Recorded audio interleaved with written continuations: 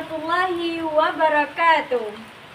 Halo sahabat inspirasi, dimanapun kalian berada, selamat datang di podcast Inspirasi. Saya Rizkatus Sofia yang akan menemani kalian. Pada episode kali ini kita akan membahas kehidupan seorang ustazah di asrama. Pernah nggak sih kalian membayangkan bagaimana kehidupan seorang ustazah di asrama? Apakah hanya mengajar, mengawasi santri lalu selesai? Ternyata tidak sesederhana itu. Di balik pintu asrama ada banyak cerita yang jarang diketahui, mulai dari santri yang diam-diam menangis karena rindu rumah, perselisihan antar teman sekelas ataupun kamar, pelanggaran aturan, hingga ustazah yang harus menjadi seorang guru, sahabat, sekaligus ibu kedua bagi para santriwati. Nah, episode kali ini kita akan mengupas tuntas tentang kisah menarik di balik kehidupan seorang ustazah asrama. Bagaimana cara menghadapi konflik, kemudian tantangan terberat yang sering muncul, bahkan pengalaman menarik yang dialami sehari-hari. Sudah bersama kita narasumber yang luar biasa, seorang ustazah. Mari kita sapa. Assalamualaikum ustazah. Waalaikumsalam. Baik ustazah. Ustazah. Assalamualaikum. Perkenalkan, nama saya Nur Hatika. Saya berasal dari Selat Panjang, Kabupaten Kepulauan Meranti, dan alhamdulillah saya sekarang menjabat sebagai bagian pengasuhan santri di Pondok Modern Hidayah. Saya mulai mengabdi dari tahun 2016 sampai sekarang. Saya juga telah menyelesaikan pendidikan sarjana 1 saya dan juga magister saya di Jawa Tengah, Semarang. Masya Allah. Pada podcast inspiratif kita hari ini, kita akan membahas kehidupan seorang ustazah yang bertugas di asrama. Tidak hanya tentang mengajar, tetapi juga berbagai tantangan dan konflik yang dihadapi dalam membimbing santriwati. Ustazah, sebelumnya bagaimana kehidupan sehari-hari seorang ustazah di asrama? Baiklah, sebelumnya tadi sudah saya perkenalkan diri saya sebagai pengasuhan santri. Otomatis apapun kegiatan di asrama itu berada di bawah pengasuhan ustazahnya. Semua kegiatan di pondok itu sangat-sangat padat, karena kita membimbing dari awal santri bangun tidur, kita membimbing ibadah mereka, kita membimbing bagaimana belajar mereka, bahkan detail-detail kecil pun yang ada di pondok kita ajarin kepada mereka. Jadi kegiatan pondok itu sangat-sangat padat sekali. Baik, menarik sekali. Namun tentu dalam perjalanan tersebut ustazah pasti ada tantangan ataupun konflik yang terjadi di dalam asrama tersebut. Jadi konflik yang sering terjadi di asrama wajar ya, sering terjadi konflik, apalagi sesama santriwati wanita ini kan sering sekali baperan, mungkin banyak terjadi miskomunikasi di antara mereka berdua. Nah, itu salah satu konflik ya di asrama. Oke. Ustazah, tolong bisa diceritakan salah satu contohnya ustazah secara detail ustazah. Contohnya itu seperti mungkin ya, kebanyakan dari santri ketika bekerja sama, entah itu mungkin ketika gotong royong ataupun melaksanakan piket, karena di pondok ini kita menerapkan self patrolling system. Ketika kita sama-sama memakai, kita sama-sama menjaganya. Nah, apapun yang di pondok, baik itu kebersihan kamar, kemudian tempat ibadah, itu dijaga oleh santri. Nah, jadi setiap harinya otomatis ada santri yang petugas untuk piket. Nah, terkadang selama masa proses jalannya disiplin, jalannya kegiatan di pondok, ada mungkin salah satu santri yang bersikap egois, tidak mau bekerja sama, tidak ingin melakukan hal tersebut, sementara teman-teman yang lain yang bertugas bertanggung jawab ikut andil.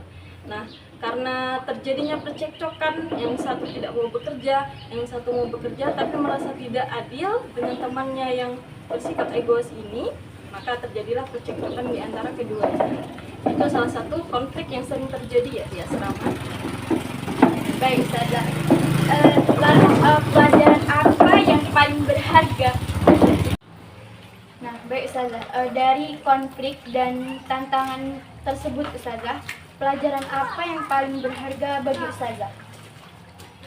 Pelajaran yang paling berharga bagi saya salah satunya sebagai pendidik, sebagai pengurus mereka itu tidak cukup hanya memberikan ilmu, tidak hanya cukup memiliki banyak pengetahuan yang akan kita berikan kepada santri. Namun dari situ saya belajar bahwa bagaimana caranya untuk menjadi seseorang yang sabar menghadapi anak-anak, memiliki sifat empati, memiliki ketenangan ketika menghadapi berbagai masalah yang terjadi di antara santri, dan itu menjadi pembelajaran yang berharga bagi saya karena pada dasarnya seorang pembimbing itu tidak boleh bersikap tidak adil. Ketika ada terjadi konflik di antara santri, kita harus menyadari bagaimana caranya menjadi problem solver untuk memberikan pembelajaran yang berharga bagi para santri. Itu yang paling penting. Dan itu yang pelajaran yang bisa saya dapatkan. Selain sabar, saya juga lebih banyak mengontrol diri saya untuk lebih memahami masing-masing sifat dan karakter santri. Nah, Sobat Inspirasi, sepertinya episode kali ini akan sangat menarik. Jadi jangan kemana-mana, karena setelah ini kita akan mendengarkan langsung kisah nyata tentang konflik yang lebih dalam, kemudian tantangan dan pengalaman seorang ustazah di asrama. Oke, sahabat Inspirasi, akan kita lanjutkan.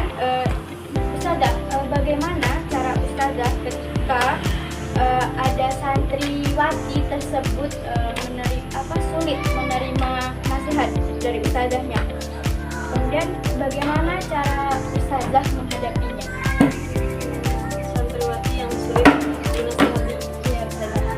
itu pasti ada, karena biasanya santri kan memiliki sifat dan latar belakang yang berbeda-beda. Terkadang kita tidak memahami bagaimana kenapa anak ini sulit dinasihati, kenapa anak ini selalu melanggar disiplin, dan itu menjadi salah satu tugas pengasuhan santri. Kita tidak boleh hanya mengandalkan emosi belaka, kita tidak boleh mengandalkan hukuman fisik ya, istilahnya seperti itu. Jadi ketika ada santri yang sulit untuk dinasihati, kita lebih pertama-tama kita mencari tahu dulu latar belakang. Biasanya dulu pernah saya tanyakan kepada keluarganya, gimana dia di rumah, bagaimana aktivitasnya, apakah ada masalah, dan kebanyakan 50% dari masalah santri yang tidak bisa dinasihati itu berasal daripada keluarga yang broken home, istilahnya kurang baik, sehingga kemungkinan ketika berada di keluarga dia sulit diterima, dia sulit disayangi oleh keluarganya, makanya membuat hatinya itu keras kepala sekali. Jadi dari hal itu kita mulai mendekati dia secara perlahan. Kita mungkin kalau nasihat tidak akan masuk untuk pertama kali ya. Kayak kita mempan gitu ya, Iya, ustazah? benar sekali. Kita mencoba mendekati dia, tanyakan kenapa, apa yang dia sukai, kemudian apa hobi dia. Kan biasanya anak-anak itu lahir dengan bakat masing-masing. Ada anak yang sulit dinasihati, dia sering melanggar disiplin, kemudian tidak mau mengikuti kegiatan, apapun yang kita arahkan dia tidak mau mengikuti kegiatan. Padahal sebetulnya dia punya potensi. Maka dari situ tugas sebagai ustazah adalah kita mendekati mereka sampai mereka itu merasa nyaman. Setelah mereka merasa nyaman, di situ mulai terbuka hatinya untuk mendengar nasihat. Setelah mereka terbuka hatinya untuk mendengar nasihat, itu mungkin perubahan terjadi. Masya Allah, jawabannya sangat luar biasa. Apakah ustazah pernah merasakan lelah ataupun ingin menyerah? Lalu apa yang membuat ustazah itu tetap bertahan? Perasaan lelah itu pasti ada ya, namanya juga manusia. Apalagi kita hidup di asrama itu, selain kita ngontrol santri, juga kegiatan kita sebagai pengasuhan, sebagai ustazah pembimbing juga dikontrol. Bangun pagi juga pasti dikontrol. apapun kegiatan besar di pondok juga kita harus dikontrol oleh pimpinan. Nah, hal tersebut yang sering bikin saya terutama dan teman-teman mungkin merasa lelah di situ. Dan apa yang membuat kita bertahan? Pertama, pondok mengajarkan arti keikhlasan. Nah, keikhlasan dalam memberikan ilmu, keikhlasan dalam mendidik, keikhlasan dalam segala hal. Dan bagi saya, ketika saya memutuskan untuk mengabdi di pondok, itu berarti saya harus menerima segala konsekuensinya. Ketika merasa lelah, tidak boleh memaksakan diri, tetapi cukup istirahat sebentar saja dan kembali ke niat awal. Bertahan berarti mengajarkan saya bahwa apapun hal yang saya lakukan saat ini insya Allah akan ada manfaatnya di kemudian hari. Dan ditambah lagi ketika melihat para santri bahagia itu bikin hati merasa lebih tenang. Saya merasakan bahwa mendidik santri itu menjadi passion saya sendiri. Jadi ikut merasa bahagia. Ikut merasa bahagia itu yang bikin membuat saya bertahan sampai saat ini. Jadi Ustazah, pasti ada pencapaian yang membuat Ustazah itu bangga. Itu boleh diceritakan Ustazah? Pencapaian terhadap santri maksudnya. Banyak sekali ya, karena santri setiap tahunnya itu pasti ada pergi dan datang. Santri baru datang, santri kelas 6-nya pergi. Selama proses 6 tahun mereka di pondok itu saya melihat bagaimana perkembangan mereka. Yang awalnya dulu tidak bisa mencuci, sekarang ketika udah kelas 6 dia jadi bagian laundry. Yang dahulunya itu tidak bisa berbahasa Arab dan berbahasa Inggris dengan baik, ketika di kelas 6 dia menjadi bagian bahasa. Itu adalah pencapaian, suatu proses pencapaian yang menurut saya sendiri saya sangat bangga terhadap tersebut. Apalagi ketika wisuda mereka datang kepada saya mengatakan, "Ustazah, terima kasih atas ilmu yang telah diajarkan." Ataupun ketika wisuda ada anak yang kemudian salah satu pencapaian lainnya itu seperti melihat tumbuh kembang anak ya. Santri yang dulunya nakal, di kelas 1, di kelas 2 dia nakal, sering menggunakan jebak pelanggaran, tapi akhirnya selesai juga dengan nilai yang bagus, dengan predikat yang bagus, meskipun tidak betul-betul. Nah, kemudian salah satu pencapaian yang membuat saya bangga adalah melihat anak yang dulunya nakal, yang dulunya susah diatur, tapi akhirnya selesai juga. Dan setelah mereka selesai, mereka betul-betul tahu apa tujuan mereka, apa mimpi mereka. Dan menurut saya sendiri sebagai pengasuh, itu tidak ada hal yang lebih bahagia yang bisa saya dapatkan kecuali ketika melihat anak didik saya itu berhasil dan bahagia serta dapat menerapkan ilmunya selama di pondok. Oke, sahabat inspirasi, Masya Allah, pelajaran yang sangat berharga. Terakhir Ustazah, apa pesan Ustazah untuk para santriwati ke depannya Ustazah?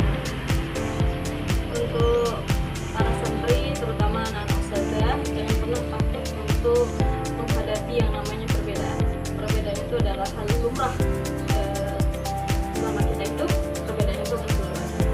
Kemudian jangan pernah takut untuk mendengar pendapat orang lain, berusaha untuk menghargai pendapat orang lain juga.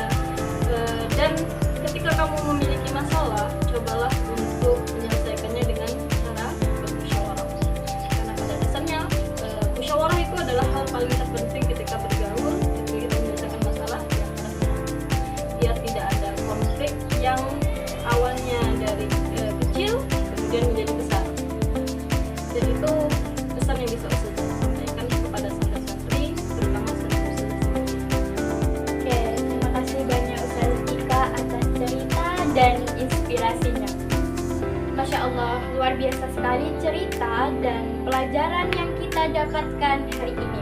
Dari berbagai cerita yang telah Ustazah Tika ceritakan tadi atau bagikan tadi, kita belajar bahwa konflik itu bukanlah tanda kegagalan dalam kehidupan asrama. Justru konflik itu sering menjadi proses pembelajaran kita yang menjadikan karakter dan pembelajaran yang sangat berharga dalam kehidupan seorang santriwati. Sahabat pendengar, Dari kisah ini kita belajar bahwa konflik itu bukanlah sesuatu yang harus ditakuti. Dengan komunikasi yang baik, kesabaran, dan nilai Islam yang diterapkan di pesantren ini, konflik itu menjadi sarana untuk belajar, bertumbuh, dan menjadi pribadi yang lebih baik. Di asrama, para santri itu bukan hanya belajar tentang ilmu agama, tetapi juga tentang bagaimana hidup berdampingan, menghargai perbedaan, mengendalikan emosi, serta menyelesaikan masalah dengan cara yang baik dan sesuai dengan ajaran Islam. Bukan konflik yang menentukan siapa diri kita, melainkan cara kita menyikapi konflik tersebut.